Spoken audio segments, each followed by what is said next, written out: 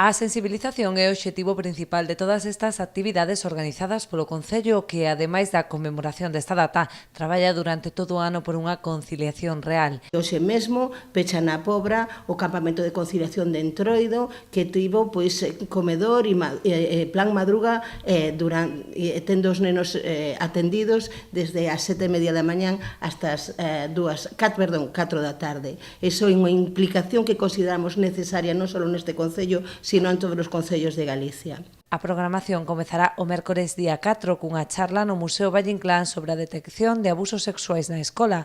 O propio 8 de marzo celebrarase un acto festivo reivindicativo organizado por Batucabras a partir das 11:30 da mañá. Comezaremos tocando aquí na Praza do Concello e seguiremos o noso recorrido hasta a Praza Maior. E, o noso cometido é facer ruído para resaltar a importancia do feminismo hoxe en día da muller neste 8 de marzo.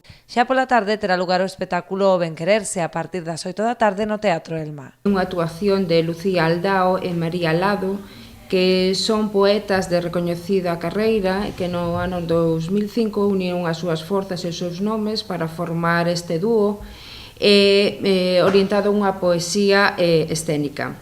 A programación non rematará aquí, senón que se estenderá ao longo de todo o mes de marzo coa posta en marcha dos cafés feministas. Vai a constar de 4 sesións, sempre en sábado pola mañán, na aula de estudo do ISM.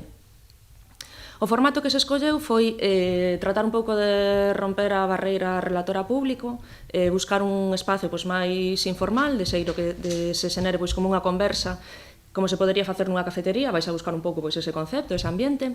Serán un total de 4 sesións que abordarán temas como a sexualidade, as mulleres na arte ou o movemento feminista en Galicia.